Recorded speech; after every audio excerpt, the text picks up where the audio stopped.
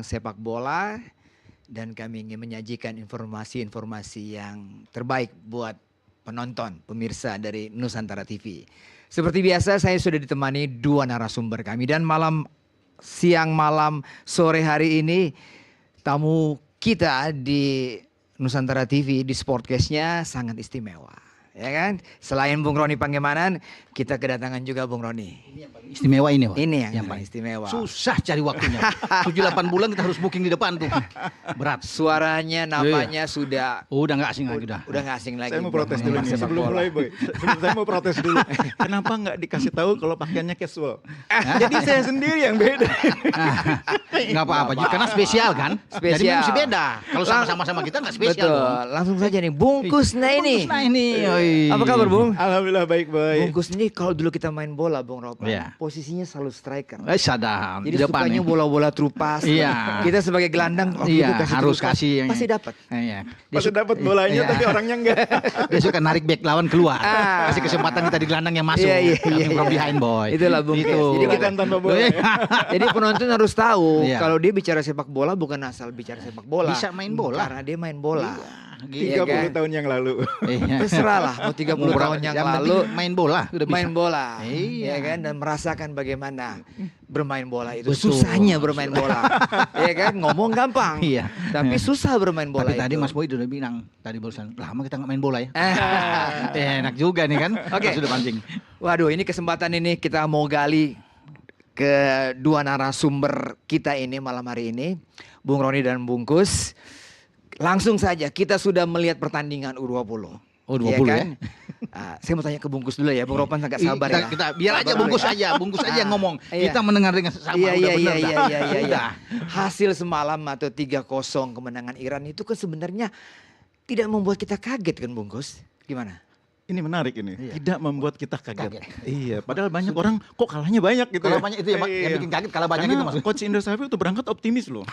Jadi Iya. begitu kalah 0-3 emang orang bilang kok sampai kalah segitunya. Oh, sampai kalah segitu. Iya, orang berpikir mungkin ya bisa imbang lah. Bahkan kalau kita dengar Vox Populi gitu ya, suara Iya. orang sebagian besar.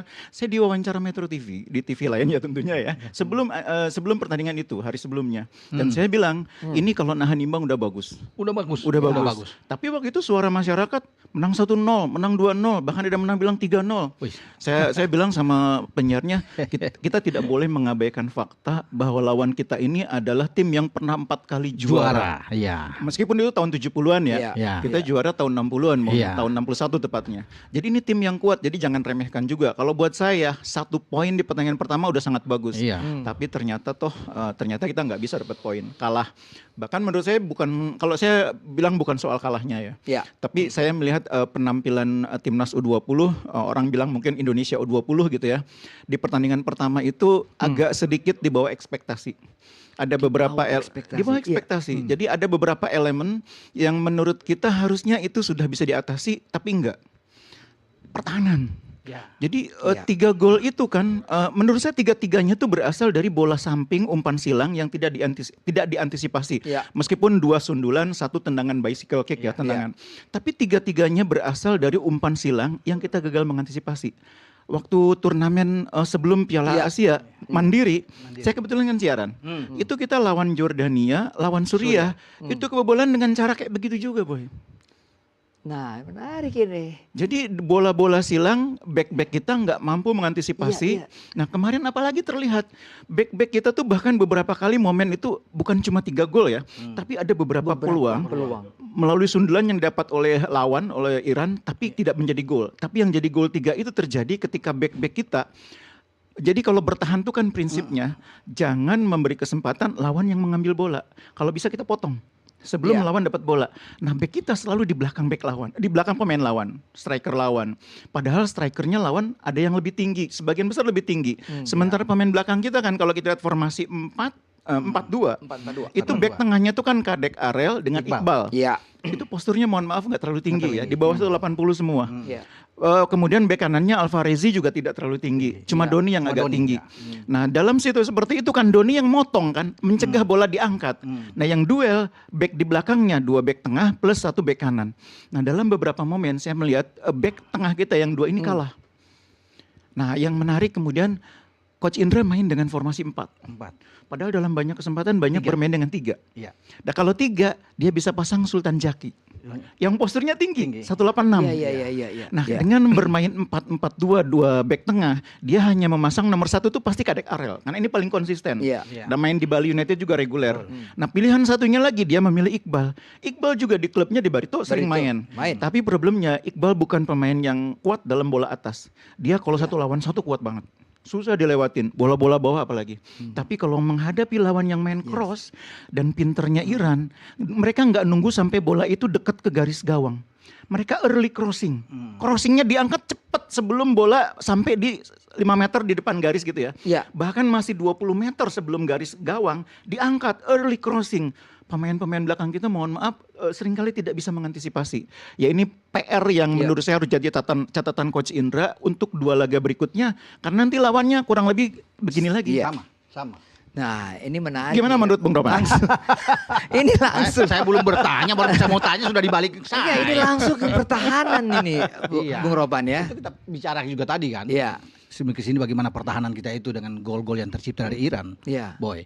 Jadi saya pikir begini, apa yang dikatakan Mas Kus tadi, mereka tidak belajar dari kejadian yang ada di Mandiri U20 ya, series kemarin. Iya. Karena bola-bolanya kan begitu juga Mas ya. Iya, betul. Ya, mestinya kan dari situ ada pelajaran untuk bisa diantisipasi jangan sampai terulang menghadapi Iran. Iya. Dan mungkin mereka harus bisa melihat mungkin ya, siapa tahu sudah melihat cara bermain Iran bagaimana di video dan apa semua kan, cara bermain Uzbek gimana.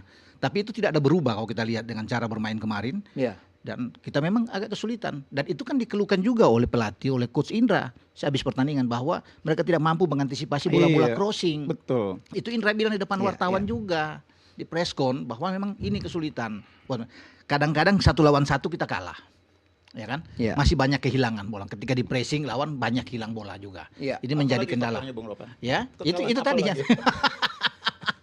Dan memang benar. Kalau kita mungkin seandainya nih Mas Kus ya, Iya. kita cepat mengambil sumpah kemarin kedua pemain itu yang Iya. pemain belakang Dion Marks dan Tim Havens, kita bisa tertolong juga di Iya, belakang nah karena kalau punya ketinggi badan. menarik ya. Jadi kalau ada tim Gepen, Ya. itu yang namanya Doni bisa main agak ke depan. Ke depan. Iya. Karena Doni bagus di depan. Tim Gepen ini back kiri tinggi Bagus. juga dan duelnya 1 lawan Iya. 1 bagus. Bagus. Iya. Dion Mark juga duelnya 1 lawan Back 1 tengah juga bagus oke. dan bola atasnya lumayan. Iya. Jadi kalau ada Dion Untuk Mark, motong-motong enak, nah Mas. dia duet dengan Kadek Arel, lalu Nah. tim Gepen main di posisi back kiri, Iya. Doni bisa ikut support Iya. serangan. Ini kan ini kan Kalau kalau sayang, iya kan sayang itu telat Betul. itu. Nah, Bungkus, tadi kalau Bungkus tadi cerita soal kelemahan kita menghadapi bola-bola silangkan.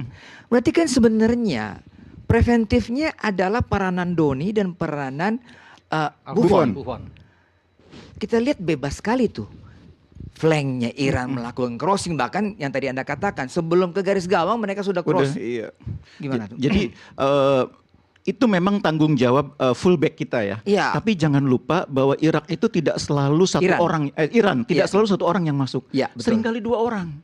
Iya. Nah 1 orang di cover oleh fullback kita. Yes. Orang keduanya muncul. Muncul. Dan orang kedua ini yang angkat bola. Nah gelandang kita di situ kurang membantu pertahanan. Nah itu juga persoalan kedua. Jadi waktu di wawancara itu saya bilang, yang kedua yang tidak boleh dihindari transisi gelandang kita. Transisi ketika mereka kehilangan bola bertahan. Karena waktu turnamen mandiri itu juga problem. Jadi back-back kita itu seringkali harus langsung berhadapan dengan pemain lawan karena transisi gelandangnya agak lambat. Nah memang menurut saya kalau dari segi materi, ini kita sudah lari ke materi ya. Di timnya Coach Indra saat ini yang agak kurang itu gelandang. Back sebetulnya lumayan, tinggal bagaimana meramu formasinya. Depan juga agak lumayan sesudah adanya Jens Raven. Iya. Tapi menurut saya gelandang tuh kurang. Jadi kita nggak bayangkan Welber tuh sampai jadi gelandang. Itu kan pemain back kanan. Artinya apa? Artinya kekurangan pemain yang bisa main di situ. Iya. Tony itu bukan tipikal nomor 6 ya. Kalau main tuh nomor 6 lah istilahnya ya. Di Persebaya Holding. dia main sebagai Nomor 8, Nomor 8. box to box. Iya. Nah kemarin tuh dia banyak dipaksa untuk ikut bertahan. Posisi itu kan kemarin ditempati oleh Zidane. Zidane, Tapi iya. Zidane ini kan stylish mainnya. Padahal main di sepak bola Asia tuh butuh pemain yang lebih versatile gitu, yang mainnya lebih bakbuk gitu loh. Ya. Jadi gelandangnya tuh bukan tipe gelandang yang model Pirlo, tapi kita butuh tipe Makelele. Yang box to box, box to box yang duel. ball winning, Ball winner. ball dia. winner ya. Itu yang kita nggak punya, karena Zidane ini memang tipenya lebih ke Pirlo daripada Makelele misalnya gitu ya. Nah itu yang saya pikir membuat Coach Indra juga agak kesulitan memilih formasi, makanya tiba-tiba jadi 4-4-2. Padahal di banyak pertandingan sebelumnya kan 3-4-3, 3-4-3. bahkan sempat 4-3-3, sempat juga 4-2-3-1. Nah ketika dia melihat Ragil di pertandingan terakhir waktu lawan India main bagus, Iya. kayaknya terinspirasi duetkan Ragil dengan Raven. Tapi lawannya kan India. Levelnya sekarang kan beda. Iran, nanti Uzbekistan. Yaman. Nah satu lagi yang juga menurut saya jadi catatan saya, catatan kita semua tentunya ya. Kita ini gampang kebobolan terlalu cepat. Itu dia. Kemarin juga begitu. Iya. Jadi masalah kita gini. Kalau kita kebobolan, pemain kita itu ngejarnya itu kemudian jadi agak terburu-buru. Iya. Nah ketika ngejar terburu-buru gagal terus, babak kedua biasanya kebobolan lagi. Nah, kemarin begitu juga. Itu juga terjadi waktu uji coba lawan Suriah. Lawan Jordania. Lawan Jordan juga. Kita ngejar, berusaha apa gitu, malah kebobolan. Jadi apa ya, keseimbangan tim ini memang ya pertama faktornya kurang banyak pemain yang masih belum berpengalaman ya. Masih banyak pemain yang di level klubnya pun bisa dibilang tidak merupakan starter ya. Ya. Sehingga ketika mereka bermain itu kan latihan kan beda dengan bertanding. Sehingga ketika mereka bertanding ditambah lagi kan pemain ini gabungan dari beberapa klub. Chemistry-nya belum sepenuhnya terbentuk, apalagi kalau timnas itu kan emang nggak banyak waktunya untuk berkumpul. Iya. Itu yang membuat permainan kita ini ditambah lagi formasi yang gonta-ganti itu juga buat menurut saya itu PR juga buat pemain. Ini kritikan dari netizen, dari pengamat sepak bola. Kan TC-nya udah banyak. TC-nya TC di sini, TC di sini, TC di sini.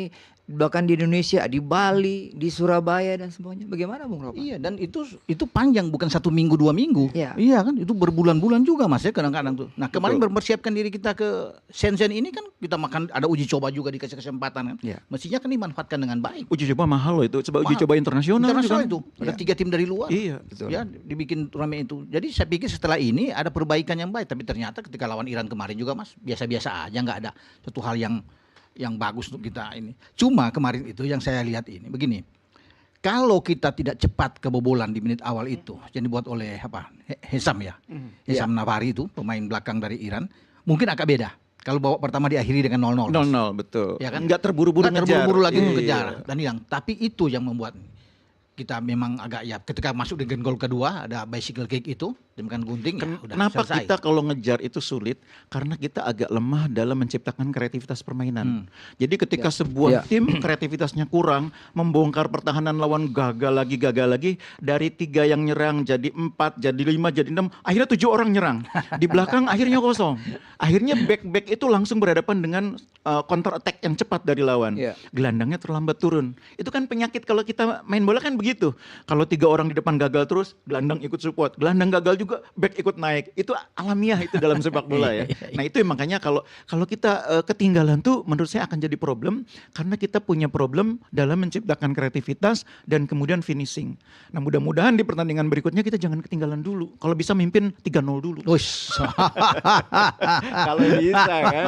Kalau bisa. Uzbek ini. Uzbek. Ini kan the next game ini Uzbek. Iya. Dan Uzbek perlu menang. Kalau mereka menang aman kan, lolos langsung. Iran juga pasti kalau Iran menang melawan Yaman, lolos. Kita yang pertarungan habis-habisan itu lawan Uzbek. Betul. Itu hidup mati buat kita. Nggak boleh hilang poin. Nggak boleh hilang poin itu. Imbang pun agak berat buat kita. Iya, Karena- walaupun iya. untungnya kan Uzbek menang cuma 1. Iya. Dengan harapan gini, kita lawan Uzbek katakanlah imbang. Nanti lawan Yaman kita bisa menang 5-0.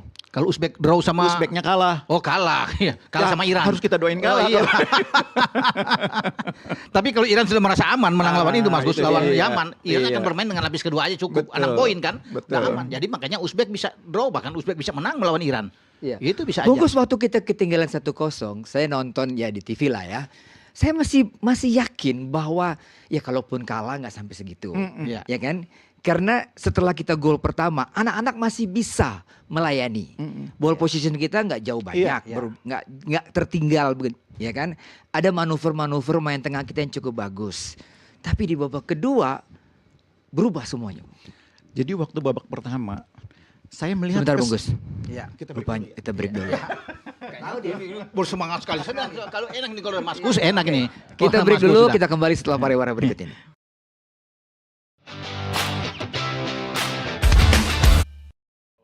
Baik, kita langsung ke bungkus.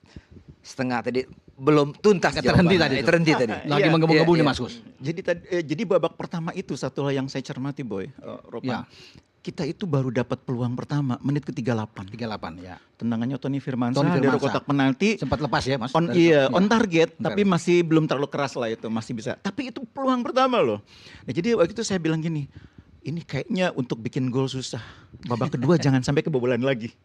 Iya. Tapi karena babak kedua mengubah strategi, coach ya mungkin wajar karena ketinggalan mengubah strategi bermain lebih agresif. Iya. Mulailah kita dapat peluang. Peluang pertama gagal, peluang kedua gagal. Nah di situ saya melihat, wah ini tanda-tanda ini pemain kita akan lebih banyak naik ke depan. Dan itu yang terjadi. Seperti yang terjadi di laga-laga waktu Mandiri, turnamen Mandiri itu.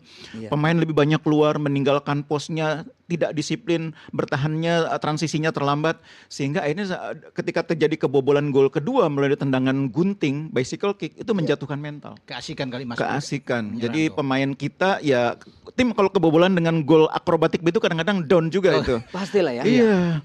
Dan pemain kita Sulit itu. iya dalam Gol itu keadaan berjuang mengejar ketinggalan nggak gol-gol, lawan bikin gol cantik. Betul. Dan itu yang menurut saya bikin kita down dan akhirnya gol ketiga itu it's about time gitu.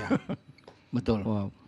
Timingnya pas tuh lompatannya. Dan kita Mas kalau saya lihat dari gol-gol itu, pemain-pemain belakang kita nggak bisa bikin apa-apa ya. Waktu gol bicycle Ya, kick itu, bicycle- pemain ada kadek di bicycle depan. kick di depan, di belakang tuh ada 4 orang loh. Iya. 4 orang. Hanya Tapi terdiam ya gitu. satu orang yang bicycle kick, yang 4 ini nggak bisa mengatasi. Nggak bisa itu. Nah itu persoalan juga menurut saya. Coach Indra harus benahi pertahanan. Bukan berarti pemain kita nggak bagus ya, Iya. tapi koordinasi. Karena Koordinasi, pertahanan ya. itu bukan soal 1 lawan 1, tapi koordinasi. 1 lawan 1 misalnya situasi sepak pojok. Nah itu menurut 1 lawan 1 tuh. Siapa ngawal siapa, yang duel Iya. nanti siapa yang ada di center itu diatur 1 lawan 1. Tapi pertahanan keseluruhan itu soal orang. Dan itu bukan soal 4 orang di belakang, juga soal 4 orang di tengah, Tengah. juga soal 2 orang di depan. Itu mereka harus saling support. Nah menurut saya itu yang harus dibenahi. Hilang kemarin koordinasi itu nggak ada Mas. Bicycle kick di tengah kerumunan pemain kita. Iya. Pemain nomor 7 juga. Nomor 7 Ismail kan. Satu kali ditembak kena gawang. Kena tiang. Itu Iya. juga dikelilingi oleh 4 pemain. Iya. Nah, dari sisi permainan sepak bola ada 4 pemain yang mengawasi. Ini di luar kemampuan si nomor 7 ini. Iya. Gimana Bung Ropan? Iya, Mas Gus bilang tadi kan bahwa ini sebuah koordinasi yang ada. Masa kita kalah dengan 1 pemain sih? Iya. Ada 4 di sana. Hmm. Artinya Indra Sapi bisa melihat di sini untuk mengevaluasi apa yang terjadi di sini.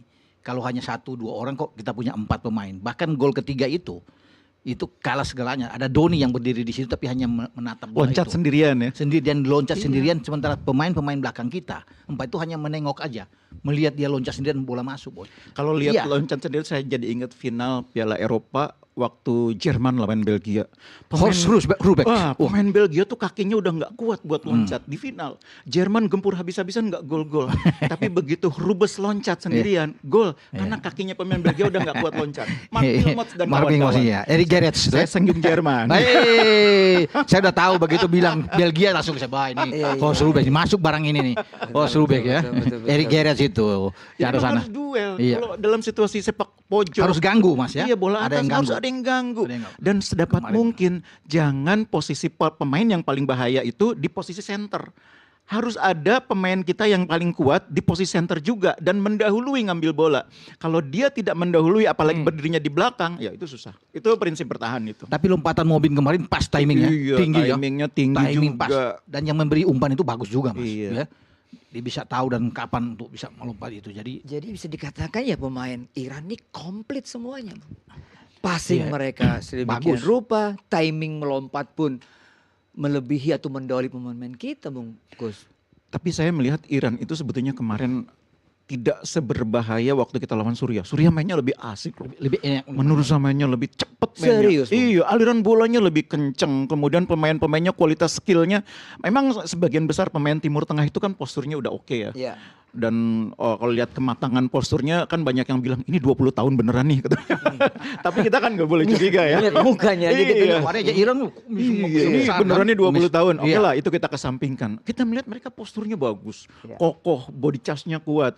Nah, menurut saya Suriah juga kan kurang lebih Dan begitu. peluangnya kan banyak Suriah kan Mas, Iya. untuk bikin gol kita. Kemarin Iran juga banyak buang-buang peluang sebetulnya ya. Tapi secara permainan saya melihat Suriah itu mainnya lebih hidup, lebih cepat aliran bolanya, dan bagusnya Suriah, dia itu pintar sekali mindahin bola ketika di pressing di sisi kiri, dia bola diagonal ke kanan, di kanan kosong terus. Di pressing di sana diagonal lagi. Itu diagonalnya itu yang benar-benar bikin pemain kita kelabakan. Nah, Iran kemarin sebetulnya nggak terlalu begitu. Jadi Bungkus waktu melihat hasil pertandingan kita melawan Yordania, Suriah. Iya. Bungkus masih yakin targetnya Coach Piala IX Ke semifinal Piala Dunia. Nah, jujur dah, jujur ini. di depan kita semua nih. Jadi kemarin waktu diwawancara beberapa stasiun TV kan sempat saya bilang gini.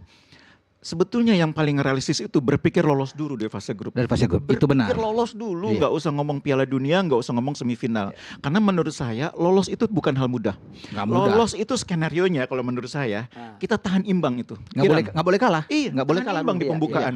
Kemudian lawan Uzbek laga kedua, kita juga nggak akan menang. Menurut saya berat itu. Kita imbang aja deh.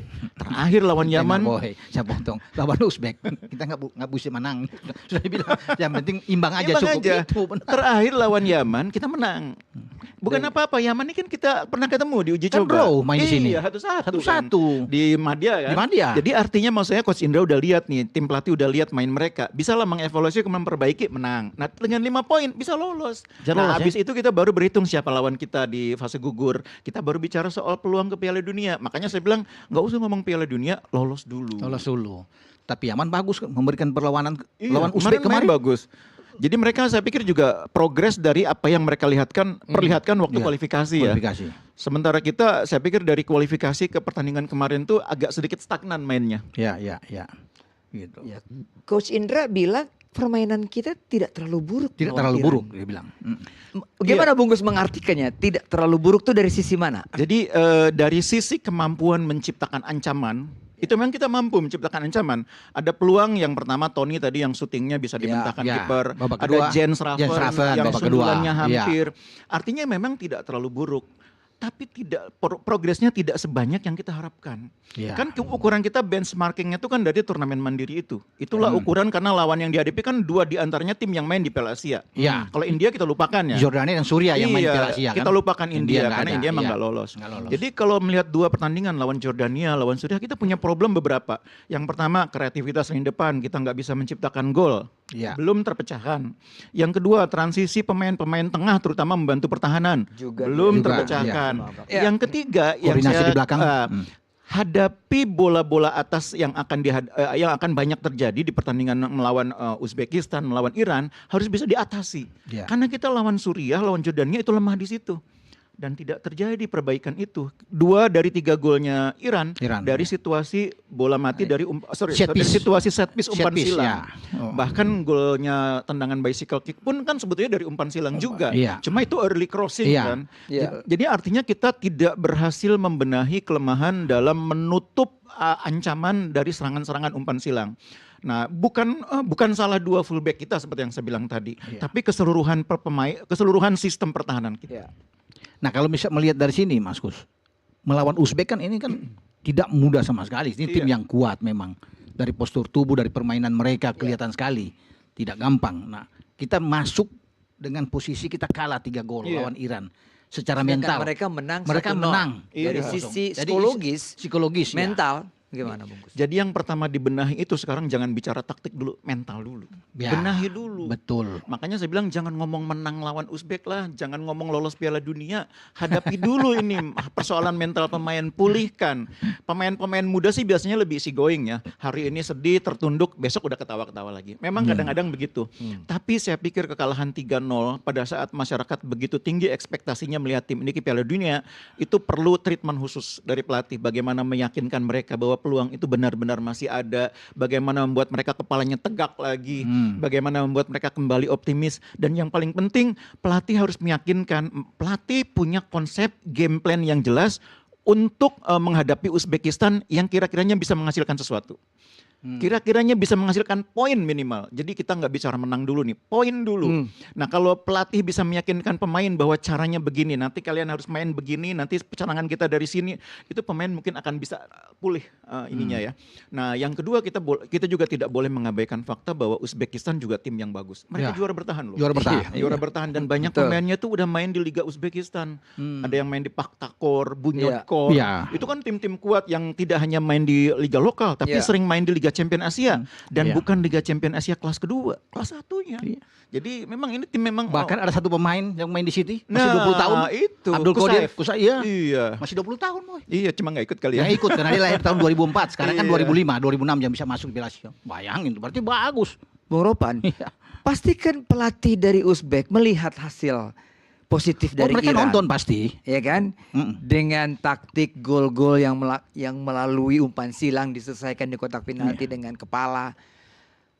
Saya pikir nggak akan jauh dari situ ya Bungkus. Pasti.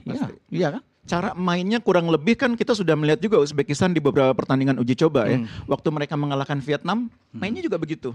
Waktu mereka menahan imbang Korea, mereka memang tidak banyak memainkan itu ya karena Korea kuat di situ. Tapi mereka yang menarik waktu lawan Korea tuh mereka mampu mengimbangi pertarungan di lini tengah Korea. Korea itu kan kuat lapangan tengahnya. Mereka mampu imbangi dan membuat Korea ini sulit mendapatkan peluang. Jadi saya melihat memang Uzbek ini bukan tim yang akan mudah kita kalahkan. Jadi kalaupun 1 poin lagi-lagi buat saya sudah bagus itu. Sebagai modal untuk pertandingan terakhir. Iya, sangat realistis. 1 poin itu realistis. Kalau menang tuh luar biasa. Lawan Uzbek, bonus itu. Bonus malah. Tapi imbang dong. Dan itu mencari imbang pun sulit Mas Gus. Perlu perjuangan. Karena kalau Uzbek bisa bikin gol duluan Mas Boy, selesai kita. Iya kan? Itu lagi. Masalahnya.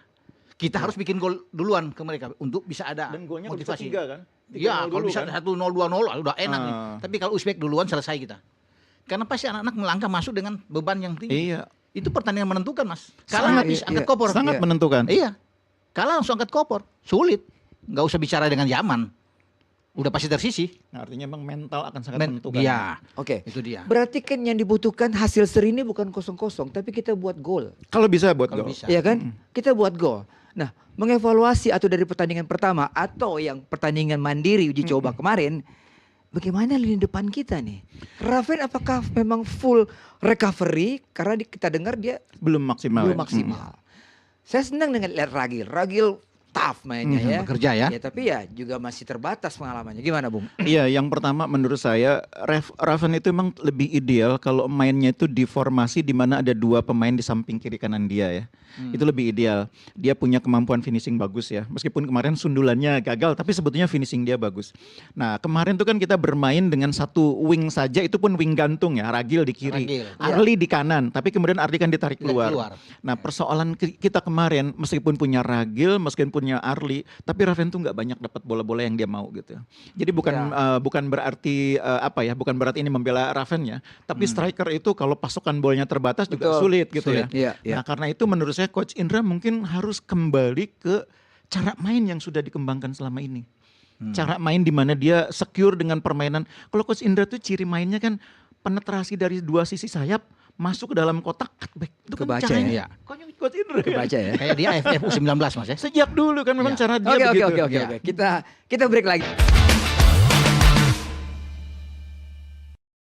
Ya, langsung ke Bungkus. Bungkus babak kedua ketika Ola masuk, ya kan? Ada momen-momen menarik yang dia lakukan baik soloran ataupun ketika umpan ataupun dia mencoba menembak langsung. Ya kan ada perubahan sedikit. Nah, ini gimana? Ya itu sekaligus menggambarkan bahwa pemain kita ini selama ini memang Timnas U20 di eranya Coach Indra ini memang banyak menerapkan permainan sayap yang diakhiri dengan tusukan. Dan itu mereka lebih fasih.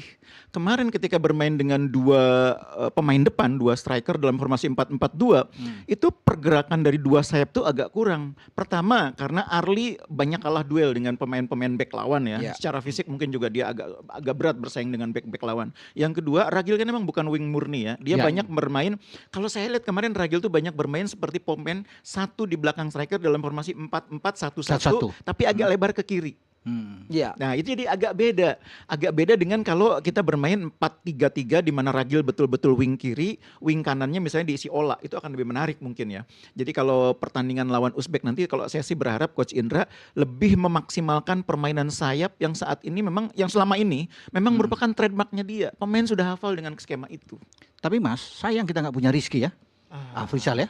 Itu Rizky dia kan pemain cedera, bagus sebenarnya. dia Cedera cedera. ya. Kalau ada dia agak enak. Ada gitu. Kaviatur Iya, juga pasti akan lebih Kaviatur. Oh, iya, enak. iya. Di tengah, Kaviatur di iya, tengah itu bagi-bagi bagus. bolanya. Nah, kita perlu pemain seperti mereka, harus ada yang bagi bola Nah, ya. waktu kita lawan Uzbekistan itu kan waktu kita kalah 2-3 itu kan masih ada Kaviatur. Kaviatur di tengahnya. Nah, bisa sayang ngatur. kita sekarang nggak ada pemain seperti Kaviatur, tapi mudah-mudahan doanya Kaviatur mungkin yang saat ini sedang dalam pemulihan Iya, bisa iya, memberikan hasil. Iya.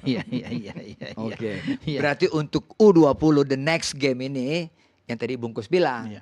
kita jangan berpikir ke Piala Dunia, Piala Dunia. tapi dapat poin aja. Poin Poin dulu. dulu. Poin, jangan sampai kalah. Iya, karena kita posisi kita agak genting ini. Iya. Setelah kalah dari Iran, lain kalau kita Poin draw dengan 3 Iran. alhamdulillah, poin 1 puji Tuhan. Sudah bagus, Sudah bagus. sudah bagus. Udah oke. Ya kan? Iya, tapi Mas kalau melihat dari secara keseluruhan, apakah memang kita butuh lagi tambahan pemain seperti tim Dion di dalam tim U20 kalau kita bicara ya? Masih boleh? Enggak misalnya untuk next misalnya. Kalau untuk Piala Dunia jelas levelnya pun akan berbeda. Berbeda, ya. Lawannya kita ketemu Jerman nanti, ketemu Jerman Prancis. lagi bicara. Masih butuh. butuh ya. Dengan materi pemain seperti Seperti ini, sekarang terasa mesti tambah. sekali kita masih butuh. Masih butuh. Terutama Oke, kalau oke. saya lapangan tengah terutama. Kita Iya. stop U20. Wes. Kita stop U20. Udah kelamaan gitu ya. Kesimpulannya udah jelas tadi kan ya. Iya. Untuk lawan Uzbek tadi yang Iya. Bungkus Harus bilang. dapat poin. Harus dapat poin. Harus poin dulu. Ya, pembenahan di Simol ini tadi udah kita Biar Coach bicarakan. Indra yang berpikir itu Mas Ya, ya. betul. Sama tim kepelatihan. Kita dukung Kita Coach Indra. percayakan. Kita percayakan kepada Coach Kita Indra. dukung Coach Indra, kita dukung semua pemain yang bertarung. Iya. Mereka Iya. pasti all out. Iya, Ya kan? iya. Nah, kita geser dikit ke timnas senior Bung Ropan. Ya. Sebentar lagi loh, bulan Maret itu tidak akan lama lagi dan Iya. kita main di bulan puasa. Iya. Tanggal Melawan 20 di Australia Sydney, di Sydney. tanggal 25 di GBK. Nah. Iya kan lawan Bahrain. Nah, Gitu. Patrick Kluivert ini dengan tim sering banget nonton Liga 1. Ini menarik juga ya, Bung ya. Sampai ke Maluku Utara mereka nonton. Kirim Lansat, kirim Iya kan? Pastur ke sana nonton ya, Maluku Nah. lawan Borneo kalau salah Mas ya. Ini pertanda baik ya. Gimana, Bung? Ya karena kan dia sudah bilang waktu dia datang pertama kali kalau bisa melihat bahwa dia akan lebih untuk banyak menyaksikan pertandingan-pertandingan di Liga 1 ya. Dan dia juga mengatakan di depan para awak media bahwa pemain-pemain lokal ini menjadi jantungnya Indonesia. Jadi mungkin dia ingin membuktikan itu bahwa dia datang untuk bisa melihat, ini kan penting juga. Pertandingan-pertandingan siapa tahu ada sesuatu yang dia bisa dapatkan pemain sesuai dengan keinginan dia. Kalau melihat ya Egy Kambuaya bisa dipanggil lagi Dewa kan, apalagi Dewa lagi bagus-bagus Mas ya. Betul. Jadi bisa dipanggil lagi saya pikir boy. Cuma kan kita lagi menunggu siapa pemain yang betul-betul yang belum pernah masuk di tim nasional. Yang dia panggil, kalau Egy udah masuk, Witan udah masuk, Iya. Rido udah masuk, Betul. semua udah masuk kan.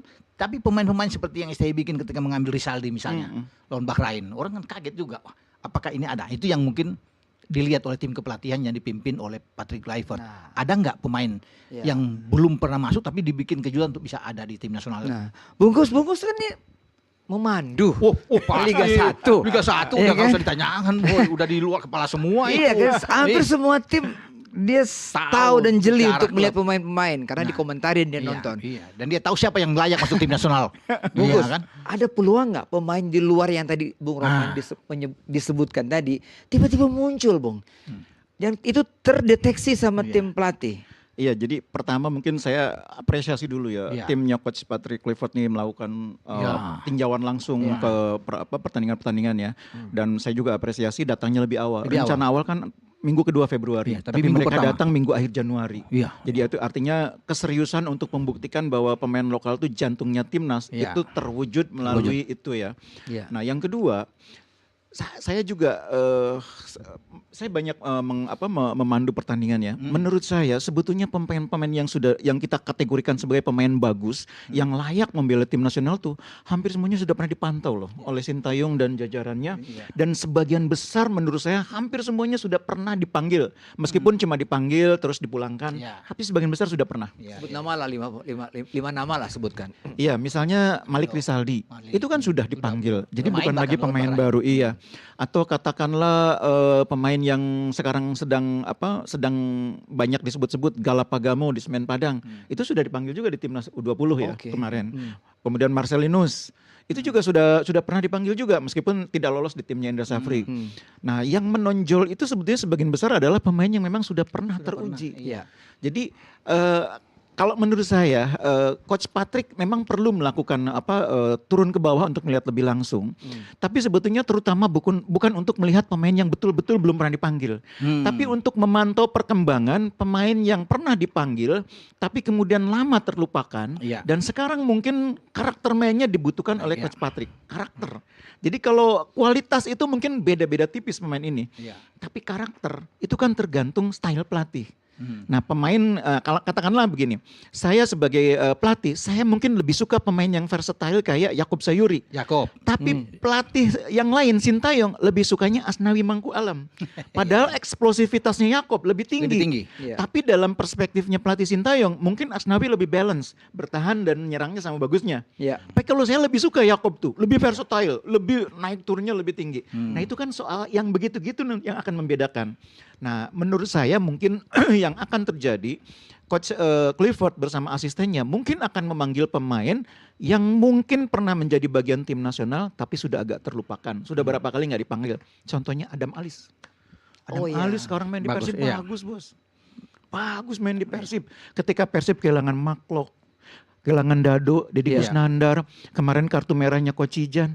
Adam Alis kontrol lapangan tengah dengan baik. Dia 10 orang tapi dia pimpin lapangan tengah dengan baik. Kalau menurut saya pemain seperti itu yang mungkin ya nanti tergantung bagi lagi soal karakter ya. Stylenya disukai nggak oleh pelatih. Tapi kalau kita bicara soal kualitas teknis, performa di kompetisi, Adam Alis masuk. Di putaran kedua dia dipanggil. Iya, kan? Kedua, kan? Ya walaupun dipulangkan lagi. Nah pemain kedua yang juga menurut saya bagus, yang mungkin juga memenuhi kriterianya Coach Clifford, Edo itu tipikal back modern ya, naik turunnya sama bagus. Sama kayak Verdong mainnya. Cuma memang dia bertahannya kadang-kadang agak kurang rapi kayak Verdong. Kalau Verdong tuh kan rapi itu. Nyerang bertahannya tuh sama bagusnya. Kalau Edo nih kadang-kadang defense-nya agak sedikit kurang rapi. Tapi naik turunnya tapi itu. Dengan Persib ya oke kan? Iya, itu tipikal back kiri Belanda itu. Begitu ya. Gimana Bung Ropan dengan Ramadan Sananta itu saya baru mau tanyakan tadi itu. Pemainnya lagi bagus Mas, kok bisa dilihat. Makanya saya bilang sama ke media gitu ya. Jangan cuma nonton pertandingan tim yang ada peringkat 1 sampai 6. Lihat juga tim yang peringkatnya di bawah tapi punya pemain bagus. Karena terbukti Solo itu punya Sananta. Sananta laga terakhir bagus loh. Menurut saya striker lokal saat ini ya Sananta. Bagaimana dia handling bola, bagaimana dia melindungi bola, turning, shooting. Gol yang menentukan lawan Persebaya, Mas? Sananta yang dia placing kan? Iya, dia tahan bola, turning, shooting. Satu-satunya peluang dia itu dalam pertandingan karena Persebaya dominan. Solo kan ditekan terus, tapi dia dapat bola, turning, shooting. Hernando di bawah Mister lagi. Dan itu membuktikan bahwa Sananta masih salah satu striker terbaik. Nah, kipernya juga Hernando sama Ariandi main bagus juga dua-duanya. Jadi jangan lupakan itu. Nah, jangan lupa juga nonton Persita. Persita ini punya beberapa pemain bagus loh. Toha itu cobalah dilihat. Oke lah menurut pelatih yang lain mungkin nggak begitu. Tapi menurut saya Toha, Jardel, dua backnya itu kiri kanan. Bagus dua-duanya. Nah meskipun memang sekali lagi ini akan sangat bergantung kepada selera pelatih ya. Karena pemain di posisi kiri kanan ini kan sebetulnya yang paling mungkin masuk timnas. Kalau striker, kiper, gelandang di tengah-tengah itu kan udah diisi semua oleh pemain diaspora. Tapi back kanan, back kiri, kemudian wing kanan, wing kiri kan kita masih mungkin. Sayuri, Toha, kemudian Edo, Jardel, itu masih sangat mungkin. Hanan Persija itu juga harus dilihat oleh Coach Patrick Clifford. Ini pemain muda yang sangat berkembang. Raihan Hanan ya. Nah menarik menurut saya, Coach Patrick Clifford ini kan bermain 4-3-3. Beda dengan Sintayong 3-4-3. Kalau kita main 4-3-3, artinya kita pakai 3 gelandang tengah. Nah posisi wingnya diisi oleh fullback yang naik turun bersama dengan wing murni. Nah kalau kita main 3 gelandang, kita punya hanya stok 2 yang rutin. Tom Haye main, Ivar Jenner main. Nathan tuh kan sering gak main. Nathan sering gak main di Swansea. Cadangan terus. Sementara Clifford bilang kalau kamu main tim nasional, di klub juga harus main. Punya menit bermainnya banyak. Iya, kamu bilang katanya fisik kamu oke, tapi apa seberapa oke? Karena match fitness itu berbeda dengan level fitness kalau latihan. Nah di situ saya pikir ada peluang bagi pemain lokal untuk masuk juga dalam radarnya Coach Patrick Clifford. Adam Alis, Kambuaya udah. Hanif Persija, kemudian Tony Persebaya, dan kalau perlu Sultan Totan. Kambuaya di era STY dipanggil, tapi hampir tidak pernah dimainkan. Ben Swarmer. Di bench, ya kan? Tapi Dia setia, Iya. dia komit. Tapi di klub dia Di klub jadi bagus. kunci. Saya nonton terakhir dia main ini secara langsung ini waktu di Bali kemarin. Ya dia bermain dengan biak. Saya nonton bagus. Dia memang kunci di tengah Mas. Cara bermain dia sama Egy lah. Jadi memang saya pikir dua ini layak untuk berada di timnas. Ya. Dan Kambuaya sekarang Kambuaya lebih percaya diri. Ya. matang kalau menurut Matang, saya. Jadi tidak lagi kan salah satu kelemahan Kambuaya itu kadang-kadang up and down dari segi emosional ya. Iya. Sekarang menurut saya dia lain. Saya pikir dia menyadari betul bahwa kekurangan dia itu di situ dan dia benahi itu. Makanya kalau lihat Kambuaya sekarang saya pikir kandidat terkuat untuk menjadi gelandang ketiga itu kalau nggak Kambuaya Adam Ali sudah. Iya. Dua itu.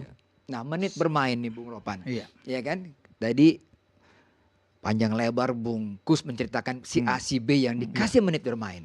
Kita bersyukur nih klub-klub memberikan waktu buat mereka bermain. Nah, yang diaspora bagaimana sekarang? Ya diaspora sekarang berlomba-lomba untuk banyak juga mendapatkan bermain sekarang ya. Kecuali Nathan tadi ya. Kalau pemain-pemain lain banyak. Udah nggak bisa Kalau Jai kan sudah pasti. Ya. Verdong. Ya. Ya, Tom Hai. Udah Hilfer itu juga rutin ya. Kemudian Mas Hiller Ya. tadi pagi dia masih bermain Bodo Glimt. lawan Bodo Glimt, Ya. bahkan full setelah dia tidak bisa bermain kan cedera. Jadi banyak pemain-pemain ini yang mungkin Ragnar yang akhir-akhir ini yang masih ya naik sebagai cadangan turun Sain Patinama, tapi saya pikir mereka akan dipanggil oleh Patrick Kluivert kalau Oke. bicara ini. Bung Ropan bungkus kita break lagi. Iya. Waduh, ini kalau kita panjang-panjangin bisa 2 jam ini. Kata Masku sampai besok pagi bisa. Kita break setelah pariwara berikut ini kita kembali. Tetaplah di Nusantara TV Sportcast.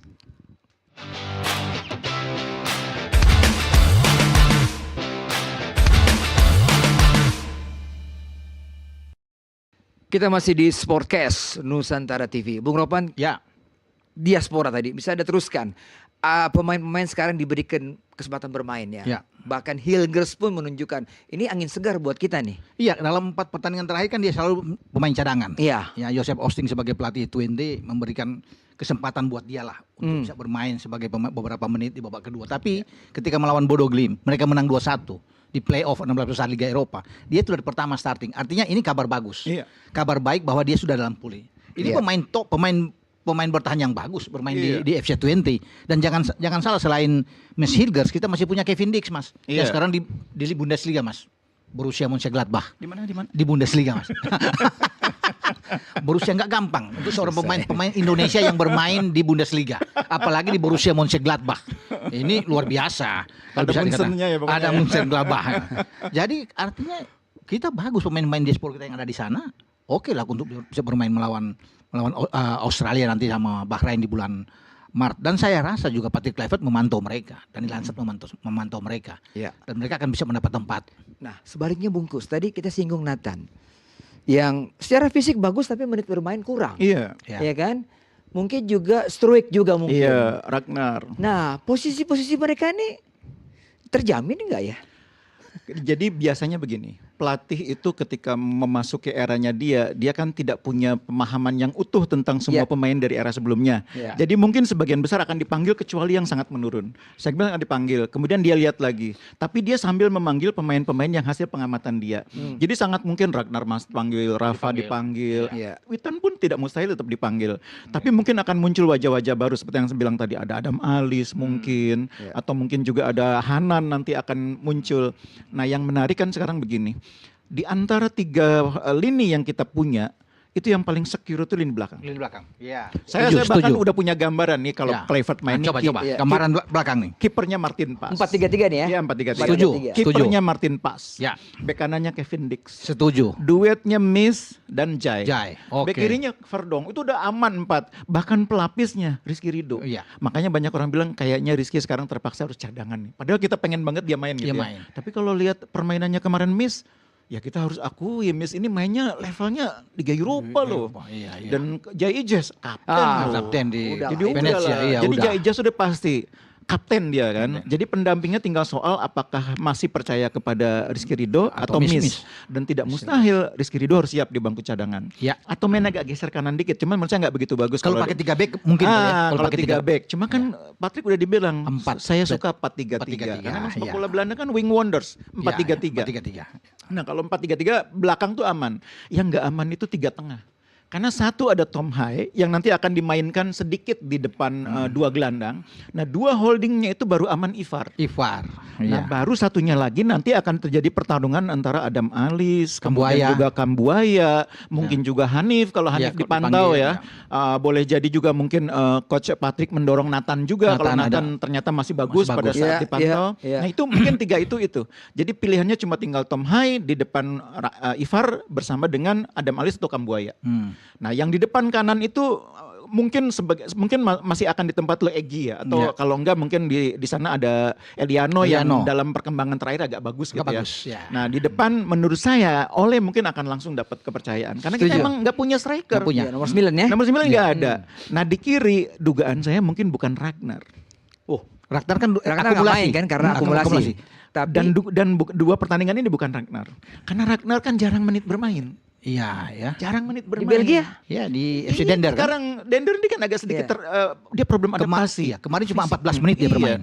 Agak jarang main. Nah, karena itu Marcelino gimana, Mas? di posisi itu mungkin Marcelino mungkin juga agak berat itu. Kalau Berat ya? main dalam 4-3-3 Iya. dan mainnya di Australia, Marcelino mungkin harus siap-siap untuk Siap-siap menunggu. cadangan ya. Nah, di kandang sendiri mungkin Marcelino boleh. Iya. Jadi 4-3-3-nya mungkin ada Tom Hai duet dengan Ivar, Marcelino agak di depan. Kalau main di kandang. Iya. Kalau di Tapi Australia, kalau away di mungkin Sydney. Marcelino menunggu sebagai pengganti. Nah, yang di kiri kita balik lagi ke kiri tadi, mungkin bukan Ragnar, walaupun Ragnar nanti bisa main yang kedua kan. Iya. Menurut saya bukan Ragnar. Boleh jadi itulah pemain hasil pengamatan Dari tim ini. Oh. Boleh jadi itu yang hasil pengamatan itu nanti main di situ. Di depan ini Mas. Entah itu Yance Sayuri, Yakob ya. Yakob atau Iya, Yance. iya, iya. Karena kalau Yakob kan agak di kanan Kanan, biasanya. iya. Yance yang di kiri. Boleh jadi dua dari Sayuri bersaudara. Boleh jadi Malik Rizaldi. Boleh jadi juga mungkin pemain lain yang kita kalau dia lihat Persita mungkin juga akan beda pemikirannya. Dia Persita punya pemain-pemain muda yang eksplosif. Pemain-pemain Yardan itu masih muda tapi eksplosif sekali. Cuma saya nggak tahu apakah pelatih yakin pemain seperti ini. Mungkin belum ya waktunya dari segi usia mungkin ya.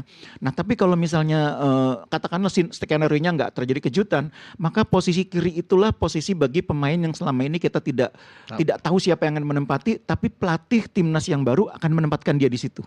Nah, boleh jadi itu salah satu di antara Sayuri bersaudara atau boleh jadi Malik yang sekarang banyak main di situ. Malik ya. Malik banyak main di situ sekarang di kiri. Malik Rizaldi ya. Oke. Kalau Bung Ropan bagaimana kalau, kalau 4-3-3? Struik gimana Mas? Bentar, saya giliran. Kalau Struik gimana Mas? Saya tuh masih melihat Rafael. Strike ini kan agak belum terlalu mature ya sebagai pemain ya. Sekarang main di Brisbane pun dia main 9 kali 1 gol aja. Iya. Jadi kalau untuk striker dia menurut saya masih butuh waktu ya, dan usia memang masih sangat muda. Kalau dia main agak di kiri dan kita punya Ole di depan, kalau saya mendingan striker wing murni sekalian. Ngapain pakai Patrick? Bungkus, tapi Ragnar ini kalau main di timnas kan selalu moncer. Nah, itu kan ketika kita berada di eranya Sintayong. Iya. Ketika kita berada di eranya Patrick Kluivert, filosofinya kan lain juga. Dan Patrick Kluivert sudah dengan jelas mengatakan, kalau Anda menyebut diri Anda fit yang seperti apa? Level fitnessnya pemain itu antara bermain dan berlatih berbeda. Nah, saya pikir tantangannya bagi Ragnar di situ. Saya suka cara main Ragnar. Ragnar ini bisa bisa diharapkan ketika tim menghadapi kebuntuan, Iya. dia tuh punya kemampuan membongkar. Menusuk dari kirinya tuh bagus. Tapi masalahnya kalau dianggap level fitnessnya nggak cukup, disitulah ruang bagi pemain yang saya bilang pemain baru tadi. Dan saya punya feeling itu pemain lokal yang main di situ. Gitu ya. Hmm. Oke. Kalau saya itu bicara di belakang oke ya. Ya bicara Sama dengan Bungkus Martin tadi. Pas oke. Ya. Kevin Dix di kanan, Verdong, kemudian ada Miss Hilgers dan Jai itu oke Ya. sudah. Ya. Nah, kalau bicara 3 gelandang karena ini 4-4-3 itu 4-3-3. Iya 4-3-3. Ya. Itu Ivar sama Tom Hai udah pastilah. Nggak tergantikan. Satu menurut saya ya. Saya entah kenapa ya, mungkin masih bisa dipakai juga kalau masih bisa dipakai. Jordi Amat. Bukan Olaf Ton ya? Bukan. Jordi masih bisa mungkin, tapi bisa juga kalau Kambuaya di sana. Kambuaya kan lagi bagus. Iya.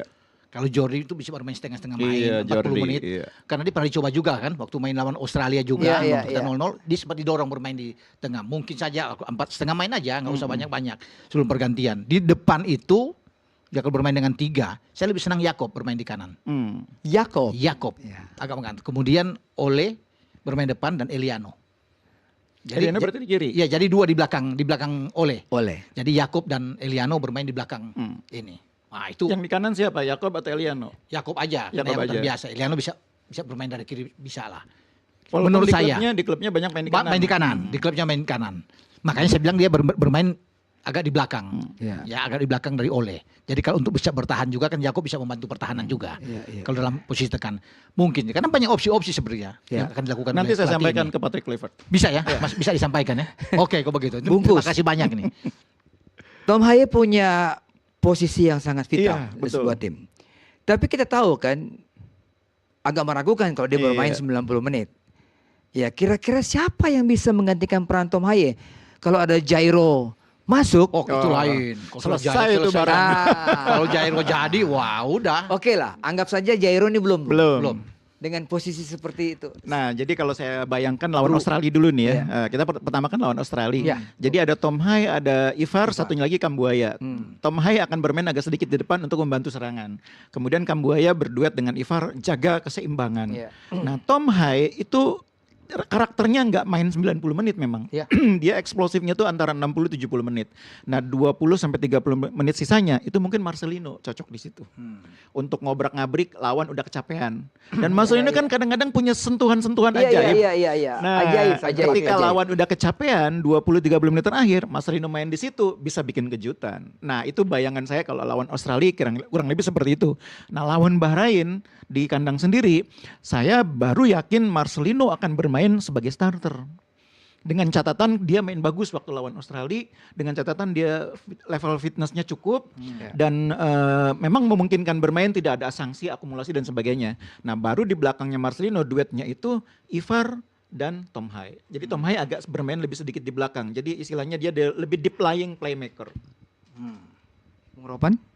Kalau Patrick Kluivert bisa mengubah ya polanya dengan 4-2-3-1, ada Ole di depan, saya pikir Ragnar bisa dimainkan, Mas. Ragnar, Marcelino, dan Eliano di belakang Ole. Duanya Tom Haye dan Ivar. Kalau bisa dia berubah Double dengan pivot berarti ya? Iya, dan kalau 4-3-3 maupun 4-2-3-1 pasti double pivot. pasti. Hmm. Menurut saya itu enak. Di Iya. belakang Ole ada Ragnar, ada Marcelino, Iya. ada Eliano. Nanti Eliano bisa bergantian dengan Yakob misalnya di babak kedua Atau dengan Egy. atau dengan Egy. Itu urusannya. Itu lebih enak. Ya bermain dengan 4 tapi ada 2 yang bertahan dengan Ivar karena sudah pasti kan Ivar sama Tom pasti akan main. Iya. Itu lebih baik. Tapi lain lagi kalau memang Jairo ada, Mas. Wah, itu.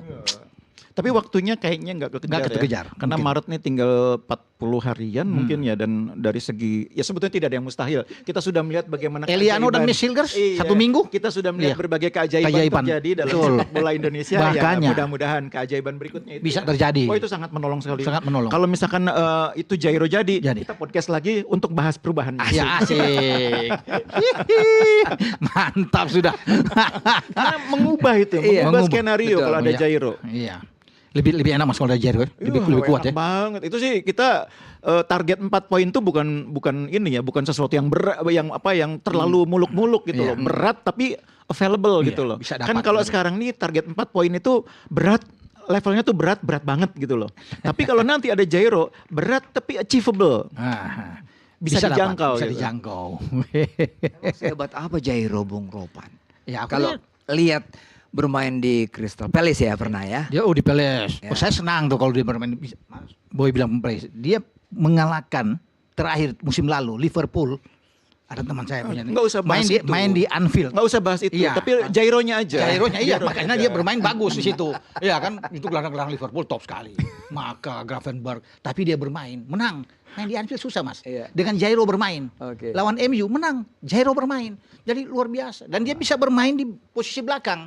Bukan cuma di DM, dia bisa bermain di 3 back juga bisa. Karena dia terbiasa juga masalah dengan situ. Jairo tinggal dokumen nih sekarang. Dengan dokumen aja dia. Jadi urus. kondisi Ada sekarang paperwork yang- 50-50, iya, 50-50. betul. Kalau dia bisa cepat dalam minggu ini, saya pikir bisa terjangkau. Seperti Mas Kus bilang kan tidak ada yang Oke. tidak mungkin Iya. terjadi. 1 jam Mas Gus. Katanya Gus. sampai pagi, Mas. Bung Ropan? Sampai pagi. Iya. Udah kita obrak-abrik ini. Ya, iya, U20 dan juga PR-nya timnas. Jairo ya. Ya, PR-nya Jairo. Jairo. Jadi kita bahas lagi Jairo ya. Ketemu lagi ya. Bicara ya. Oke. Bungkus terima kasih Sama-sama boy. untuk Terima kasih, kehadirannya. Bung Ropan. Terima kasih juga. Mas Gus. Udah luar biasa ini. Semoga apa yang kita bicarakan ini memberikan impak positif. Iya. Ya kan, demi kemajuan sepak bola Iya. nasional. Kita tetap dukung U20 melawan Uzbekistan. Iya. Mungkin ada kelemahan, tapi kita dukung mereka untuk bermain all out dan kita support Indra Syafri. Oke. Siap sekali. Terima kasih. Sampai di sini perjumpaan kita. Kita ketemu lagi di minggu depan.